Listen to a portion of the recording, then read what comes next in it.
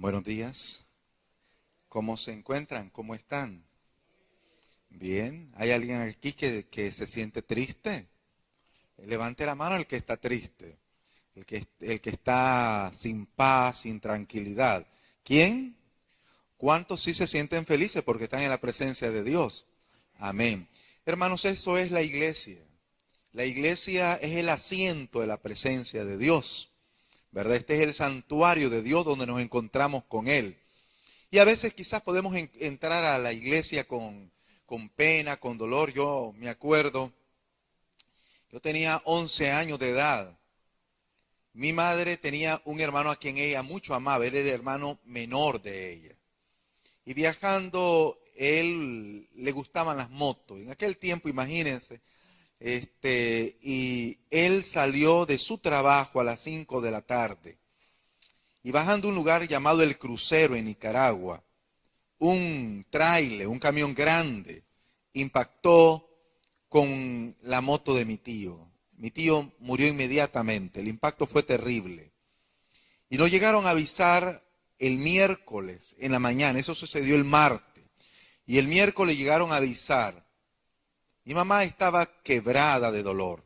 Nosotros también, mi hermano y yo, estábamos dolidos por la muerte de mi tío.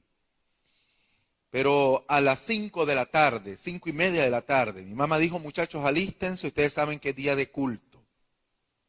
Nosotros pensábamos que ese día no iba a haber culto, no íbamos a ir a la iglesia nosotros. Y para ir a la iglesia nosotros caminábamos 5 kilómetros, imagínense. Yo sé que quizás a ustedes les ha tocado caminar eso, 5 kilómetros. Y regresábamos a veces, llegábamos a la casa a las 10 de la noche. Y el lugar era oscuro. Imagínense 2 niños y una dama.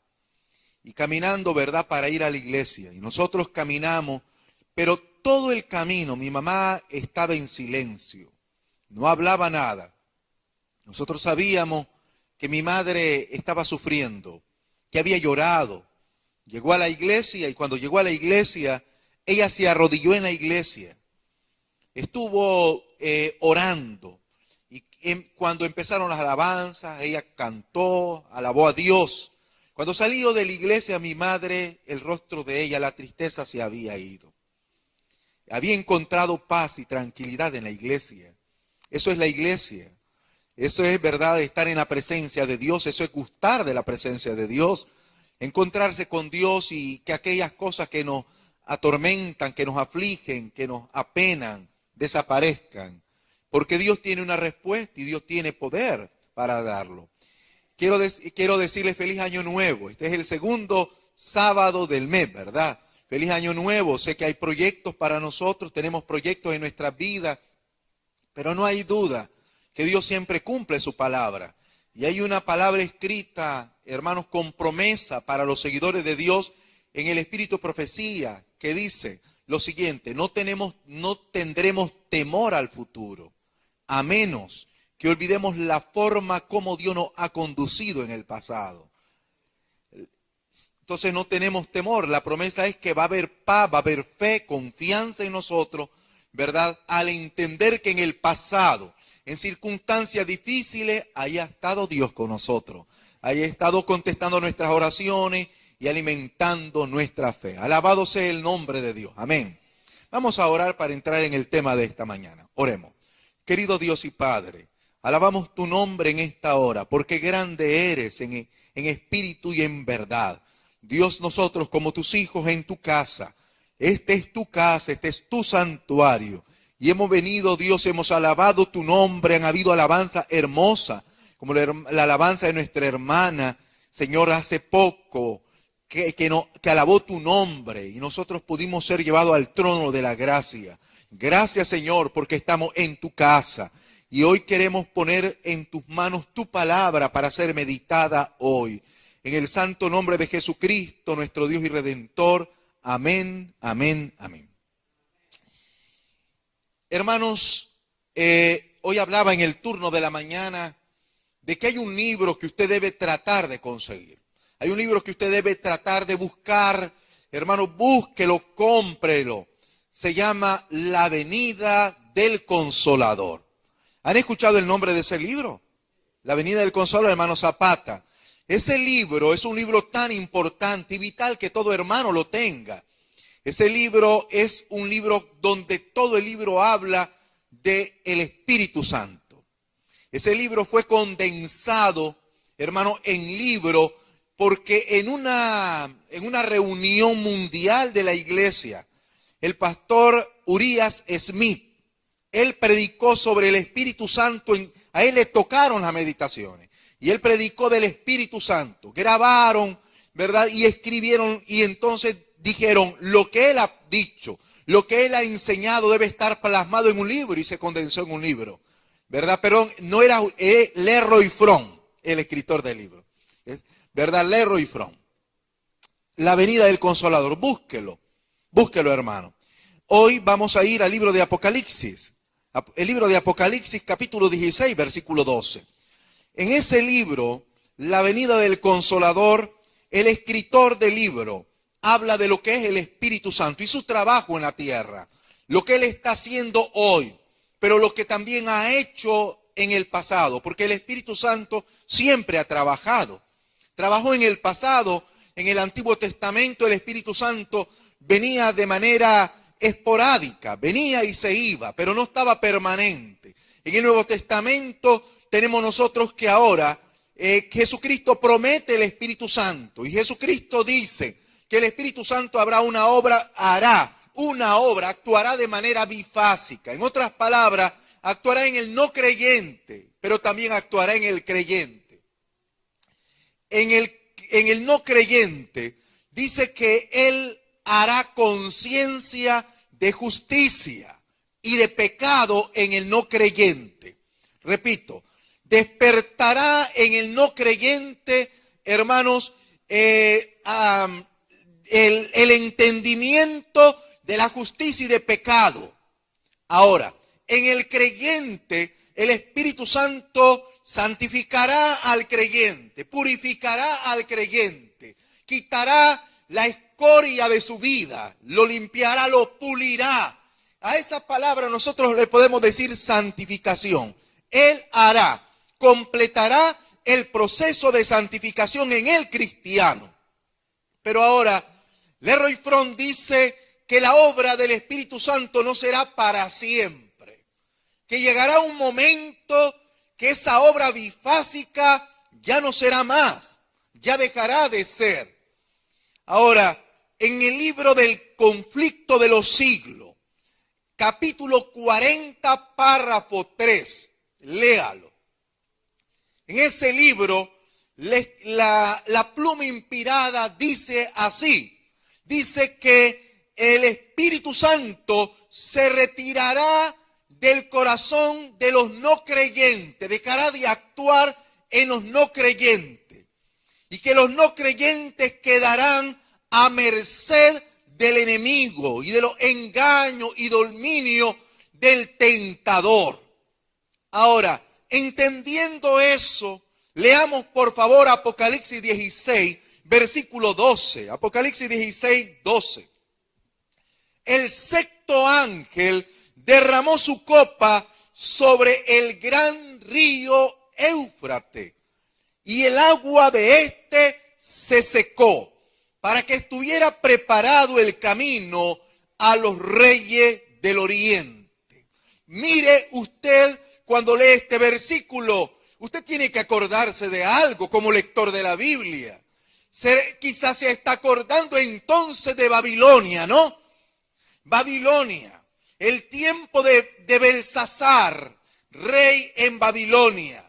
Hay una fiesta, un banquete, pero mientras se está dando la fiesta, Medo-Persa avanza y llega justamente al frente de Babilonia. Y los reyes que están comandando, que se han unido para derrotar Babilonia, entienden que no podrán derribar las murallas, no podrán abrir los portones, las puertas de Babilonia. Pero hay una idea, a alguien se le ocurre una idea. El río que atraviesa y entra a Babilonia, el río Éufrates, hay que desviarlo para entrar justamente por el sendero del río, porque el sendero del río entra al centro de la ciudad. Desvían el río. Y los ejércitos de Medo Persa entran justamente en el momento de la fiesta, cuando la mano está escribiendo Mene, Mene, Tekel, Uparsin. Cuando se da el significado de las palabras, en ese momento, hermanos, preciso, salen del cauzal los soldados de Medo Persa y toman el control de Babilonia. Es interesante que el río Éufrates es traído a memoria, pero ahora para dar un significado simbólico, no literal, sino simbólico, en el libro de Apocalipsis 16:12. Ahora ustedes dirán, ¿simbólico? Sí. Aquí en Apocalipsis 16 no es literal, es simbólico, tiene un significado simbólico. Ahora, el Espíritu Santo, ustedes saben que se habla en la Biblia de símbolo, que su significado es el Espíritu Santo. Por ejemplo, el viento es un símbolo que en muchos pasajes de la Biblia simboliza ¿qué cosa? El Espíritu Santo, ¿sí o no? El aceite, hermanos, también es símbolo del Espíritu Santo, pero también el agua es símbolo del Espíritu Santo. Por ejemplo, San Juan 7, verso 38. Vayan a su pasaje, en su Biblia, por favor, a San Juan 7, 38. San Juan 7, 38 se nos habla de lo que estoy diciendo. El agua como símbolo del Espíritu Santo. San Juan 7, 38. El que cree en mí, como dice la Escritura, de sus interiores correrán ríos de ¿qué cosa? De agua viva. Oh, dice de su interior. No es que un río, no es que una corriente corre allá adentro. No. Dice el siguiente versículo. Esto decía y dijo del Espíritu que habían de recibir los que creyesen en él. El Espíritu Santo entonces, hermanos queridos, es tomado como símbolo el agua para dar significado del Espíritu Santo. Ahora, entendiendo esto, diremos que el acto de que el sexto ángel derrame su copa sobre el río Éufrates, sobre el agua del río Éufrates, y que éste se seque, muestra claramente, hermanos, que el Espíritu Santo dejará de actuar y dejará de hacer una de las obras bifásicas en el tiempo final de la historia. En el tiempo final de la historia, una de las obras que el Espíritu Santo hace, no las dos, una de ellas dejará de ser hecha en un tipo de persona. Ahora, yo quiero llevarlos a ustedes al recuerdo del libro de Ezequiel capítulo 37. Vaya conmigo, por favor, a Ezequiel capítulo 37. Ezequiel capítulo 37. Lo tiene ya. Ezequiel 37 nos habla de una visión significativa.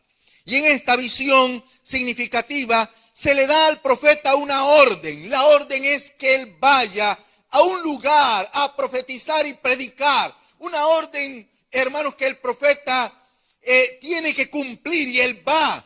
Y no le va a predicar a gente, va a un lugar donde hay huesos tendidos en toda la tierra. Y estos huesos están desordenados y están secos. No hay vida donde él va a predicar. Secos en gran manera. No hay humedad. No hay, hermanos, nada de humedad en los huesos, están secos. Y Dios le dice, ponte en medio y profetiza sobre los huesos.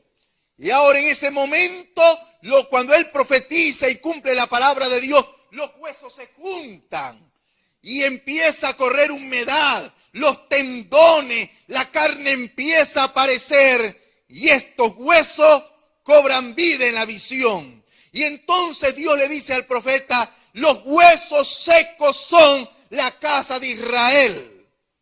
La carencia, hermano, del Espíritu Santo produce en la persona falta de amor, falta de perdón, falta de fe. Produce, hermano, rencor, odio, rencilla, deseo de lo malo. La carencia del Espíritu. Es el Espíritu Santo lo que contiene este mundo. El Espíritu Santo, hermanos queridos, el que contiene al pecador de hacer actos terribles en la humanidad. Repito, no es otra cosa. Es el Espíritu Santo el que controla las masas. Es el Espíritu Santo el que interviene para que no haya tanto desastre en la humanidad. Pero recuerden que la visión de Apocalipsis 16:12, hablando del tiempo, del fin, dice que llegará el momento en que las aguas, hablando simbólicamente del Espíritu Santo, se secarán. Significa, hermanos, que tiempos peligrosos vienen a la tierra.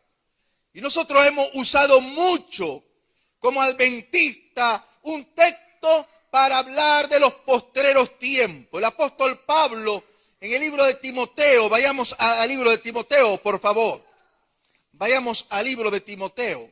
Estamos hablando de Primera de Timoteo, capítulo 3. Primera de Timoteo, capítulo 3. Segunda de Timoteo, capítulo 3. También debes saber esto. Por favor, mire la cursiva de la palabra semántica. Dice, también lo que te voy a decir es importante. Y a esto tienes que poner atención también, Timoteo. Oh, pero qué importante va a hablar el apóstol Pablo. Dice, también debes de saber esto.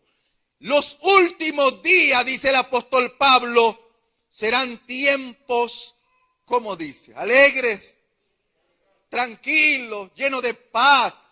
No, dice, serán tiempos peligrosos, porque habrán hombres amadores de sí mismos, habrán hombres ávaros, vanagloriosos, soberbios, blasfemos, desobedientes a los padres, ingratos, impíos, sin afecto, hombres iracundos, dice, desleales, que amarán más la maldad que a Dios.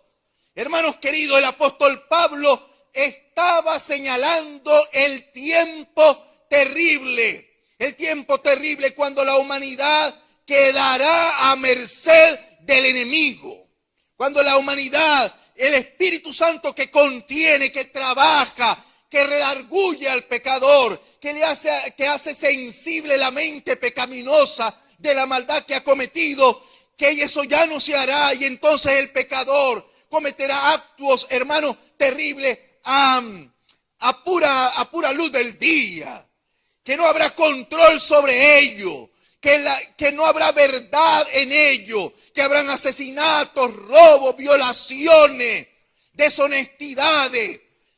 Hermanos, todo eso terrible vendrá a la humanidad en el tiempo final. El Espíritu Santo dejará de hacer su obra. Quizás usted hoy diga, pero pastor, ¿por qué usted está predicando eso? ¿Acaso los sábados no es para un sermón de esperanza, de tranquilidad, de fortaleza? Porque habla del retiro del Espíritu Santo.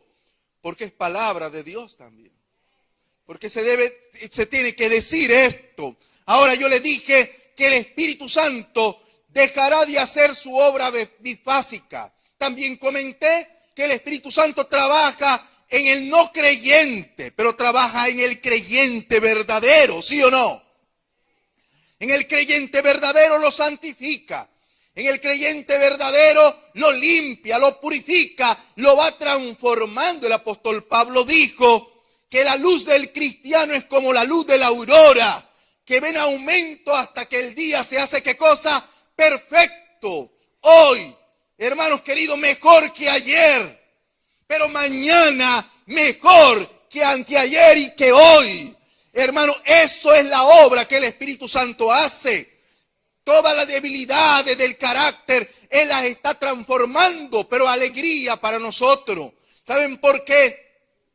Porque Jesucristo dijo que el Consolador vendría a nosotros y estaría con nosotros para siempre. Y la Biblia dice que Dios no es hombre para que mienta, ni hijo de hombre para que se arrepienta. El Espíritu Santo quedará en el corazón del verdadero creyente para siempre. Cuando Cristo venga, yo les puedo mostrar bíblicamente que Cristo viene a la tierra, pero el Padre vendrá a la tierra también. ¿Dice eso la Biblia, pastor? Sí lo dice. Solo le voy a dar un texto, hay más textos. Vaya conmigo al libro de Hebreos. Por favor, vaya conmigo al libro de Hebreos. Vamos a ver si es cierto que esto pasará. El libro de Hebreos en el capítulo 1 de él. Vayamos al libro de Hebreos, solo un texto le voy a dar, porque ese no es el tema, pero vamos a ver el libro de Hebreos. ¿Lo tienen ya? Ok. Bien. Permítanme. Ok. Capítulo 2, versículo 13. ¿Lo tienen ya? Vamos a leer desde el 12, diciendo: anunciaré a mis hermanos tu nombre, la primera venida de Cristo. Dice: anunciaré a mis hermanos tu nombre, en medio de la congregación te alabaré. Jesucristo le dijo a sus seguidores que Él había venido para mostrar el nombre del Padre, el verdadero carácter del Padre, ¿sí o no? En su primera venida. Pero luego dice, hay una línea de tiempo, dice, y otra vez, no está hablando del momento del ministerio terrenal, sino que dice, y otra vez, y en otro momento. Hablando Jesús dice, y en otro momento, versículo número 13, yo confiaré en Él. Y de nuevo, he aquí yo y los hijos que Dios me dio. En otras palabras, Jesucristo presentará ante el Padre que vendrá a la tierra. Ustedes han escuchado el mar de vidrio. Han escuchado ese tema del mar de vidrio. En el mar de vidrio, Cristo presentará delante del Padre a los redimidos de todos los tiempos. Pero si el Padre viene y Cristo viene, ¿por qué no se habla en la Biblia que el Espíritu Santo viene? Muy sencillo, porque Él quedará en los verdaderos creyentes hasta el momento que el verdadero creyente se encuentre con el Padre en el mar de vidrio. Jesucristo dijo que nos daría el Espíritu Santo para siempre. Pero en el otro lado, hermano, lo terrible, ¿por qué? Porque Apocalipsis 16, vamos al capítulo 16 de Apocalipsis. Apocalipsis capítulo 16, versículo 13. Al secarse el río, hay un acto seguido. ¿Y cuál es el acto seguido? Y dice, y vi, cuando el río se seca, cuando el Espíritu Santo se va, sucede algo. Y dice, yo vi, dice, salir del dragón, de la boca de la bestia y de la boca del falso profeta, 3 espíritus inmundos a manera de rana. En el momento que el Espíritu Santo se retira, hermanos queridos, los 3 espíritus inmundos salen y ¿qué hacen? Toman posesión de cada cristiano enclenque, enano y cristiano a media. Toma el control de los cristianos que descuidaron su vida espiritual, que no se entregaron, que no se confesaron, de los que también nunca le abrieron el corazón a Cristo. Hermanos, terrible será. 2 bandos nada más, los que mantendrán el espíritu y a los que poseerá totalmente el espíritu del mal. Terrible, ¿sí o no? ¿Sí o no?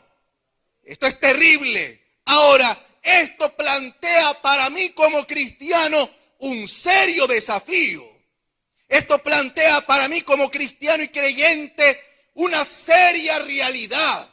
Y la seria realidad es que yo, hermanos, ya no puedo jugar al adventista. Ya no puedo jugar a ser adventista. Ya no puedo jugar a ser cristiano de nombre. Ya no puedo jugar a eso.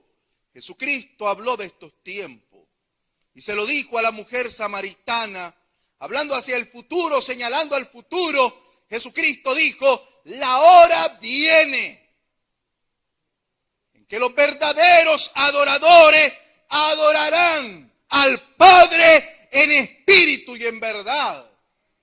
Él señaló ese tiempo cuando los verdaderos creyentes deciden quitarse la aspereza, la tibieza y se transforman en una iglesia digna, en hijos dignos del Señor. Dice, la hora viene en que los verdaderos creyentes adorarán al Padre en espíritu y en verdad.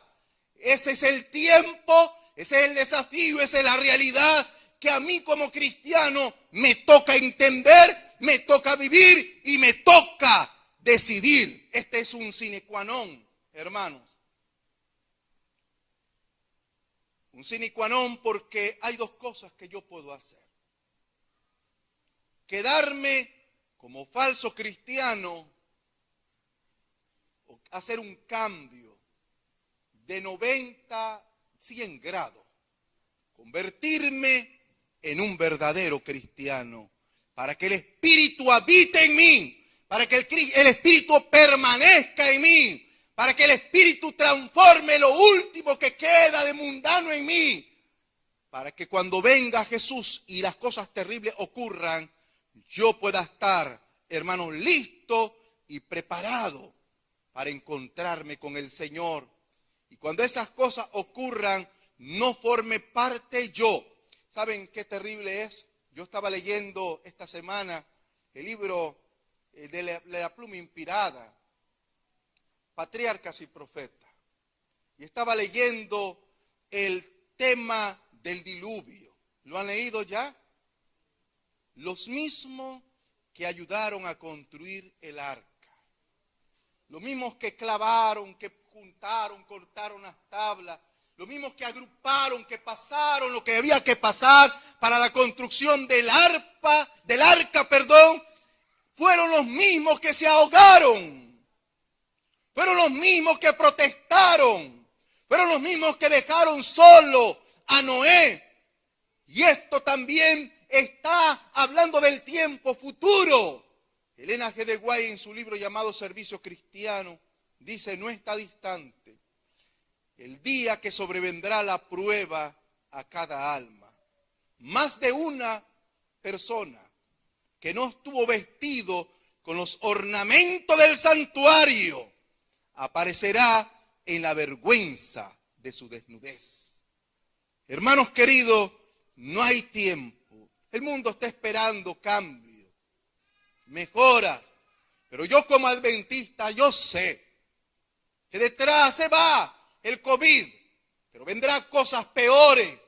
Vendrán, hermanos, cosas terribles sobre la humanidad. Y algunos están esperando que las cosas terribles sucedan. Miren ustedes, cuando hay huracanes, cuando hay terremotos, las iglesias se llenan. Sí, la gente espera las cosas que sucedan, pero ya no será igual. Porque el apóstol Pablo dice que llegará el momento en que la gente no sufrirá más el llamado de la palabra del Señor. Que entonces se amontonarán maestros de acuerdo a sus ideologías, dice el apóstol Pablo. Llegará un momento en que cuando el Espíritu Santo se retire, que la gente ya no sufrirá el llamado, ya no sentirá el toque de Dios. Qué terrible sería para mí, que habiendo llegado a la iglesia a los 8 años, habiéndome bautizado a los 9 años, y habiendo estado más de 40 años dentro del pueblo de Dios, habiendo visto cambios en la iglesia, habiendo visto momentos de tensión y estando hasta aquí como cristiano, de repente carecer de la presencia del Espíritu Santo y formar parte de aquellos que tengan el espíritu de demonio, el espíritu del mal, y ser poseído a hacer actos incorrectos. Yo no quiero hacer eso. Por eso, hermanos queridos, yo me presento delante del Señor y le digo, Señor, lo malo quítalo. lo impuro, quítalo y purifica mi alma y conviérteme en un verdadero hijo tuyo, un verdadero adorador tuyo. Eso es lo que yo quiero, porque no estoy en la iglesia por un puesto. Pastor de la iglesia, estudiante de teología, eso no es más que lo que yo en realidad soy. Soy un creyente, soy un adorador, más que pastor, más que teólogo, soy un hijo de Dios. Y cuando Cristo venga a la tierra, por ser pastor, Dios no me va a dar la salvación, pero me dará la salvación si me puse a cuentas con Él. Me dará la salvación si soy un verdadero creyente. En el último tiempo de la historia, el Espíritu Santo vendrá a mi vida, y escuche muy bien, tenga cuidado usted, hermano, de creer que el Espíritu Santo vendrá por una semana de oración. Tenga cuidado, el Espíritu Santo vendrá. Cierto, hay que orar, hay que unirnos a orar, pero el Espíritu Santo vendrá a usted por una entrega total de usted a Cristo Jesús. Eso hará que el Espíritu Santo sea derramado en su vida. Y esta mañana, en el segundo sábado del año, conviene que nosotros decidamos, hermanos, qué haremos con nuestra vida. Que decidamos qué vamos a hacer como cristianos. Y yo quiero orar a Dios, pero quiero orar por mi vida también. Pero quiero orar por aquel que dice, entiendo que los días no son buenos, que son malos. Y que ya miramos que el Espíritu Santo se está retirando de la tierra. Yo no quiero que el Espíritu Santo se retire de mi vida. Si hay una persona que quiere hacer esa oración, póngase en pie. Si usted quiere en esta hora decirle, Señor, tú me conoces. Conoces las cámaras secretas de mi alma, de mi vida, de mi mente. Conoces las intenciones más profundas de mi corazón, de mi sentimiento. Yo quiero que tú me purifiques, me hagas algo digno delante de ti y que no quites de mí tu Santo Espíritu. Arrodillémonos para orar. Querido Dios y Padre, henos aquí en este momento y en este lugar. Nosotros creemos en ti. Señor, estamos aquí porque buscamos nuestra salvación, porque queremos estar un día contigo en la patria celestial. Oh Padre eterno, si hay algo en nosotros inmundo, impuro, si hay una inmundicia en nuestra mente, en nuestra alma, oh, nosotros solos no podemos sacarla de nuestra vida, pero tú puedes quitar la oscuridad. Tú puedes quitar, oh Dios, de nuestra vida la oscuridad, pero también el mal que nos pueda, Señor, entontecer, hacer que nuestra luz no brille. Quita lo malo, quita lo inmundo, purifícanos, oh Padre eterno. En el momento, Dios, que esta profecía se cumpla a cabalidad, los que estamos aquí y muchos hermanos también ausentes puedan ser canales de tu Espíritu Santo. Oh Padre, esta es nuestra petición, porque queremos estar en el mar de vidrio, porque queremos, Señor, conocerte cara a cara y vivir contigo por la eternidad. Esta es nuestra petición. En el santo nombre de Jesucristo, nuestro Dios y Redentor. Amén, amén, amén, amén. Pueden sentarse.